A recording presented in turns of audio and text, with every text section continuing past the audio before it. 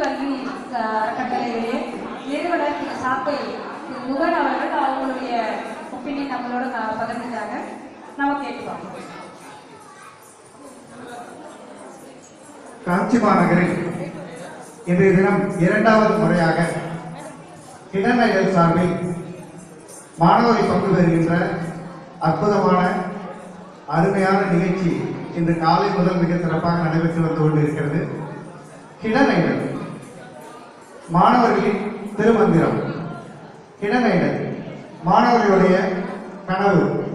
கிடநைடல் மூலமாக திறமையுள்ள மாணவர்களை நாம் வெளிக்கொணர்ந்து அவர்களுடைய தனித்திறமையை இந்த உலகம் முழுவதும் தெரிவிப்பதற்கு மிகச்சிறந்த ஒரு பிளாட்ஃபார்ம் அமைத்து கொடுக்கிறார்கள் கிடநைடல்.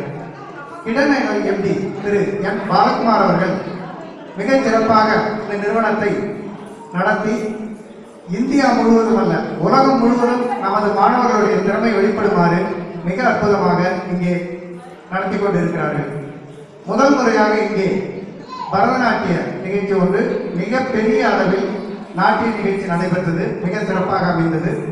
அதற்கு அடுத்து இந்த இரண்டாவது முறையாக யோகாசனம், சிறிய குழந்தைகள் முதல் மாணவர்கள் பங்கு கொண்ட இந்த யோகாசனம் மிக அற்புதமாக அவர்களுடைய தனித்திறமையை வெளிப்படுத்துவதாக இருந்தது.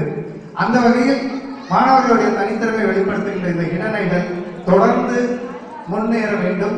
தொடர்ந்து இந்த சேவையை செய்து உலகம் முழுவதும் மாணவர்களை திறமை மிக்கவர்களாக காண்பித்து அவர்களுடைய தனித்திறமையை வெளிப்படுத்தி அவர்கள் வாழ்க்கையில் முன்னேற வேண்டும் என குரு கல்வி அறக்கட்டளை சார்பாக வேண்டி விரும்பி கேட்டுக்கொள்கிறேன்.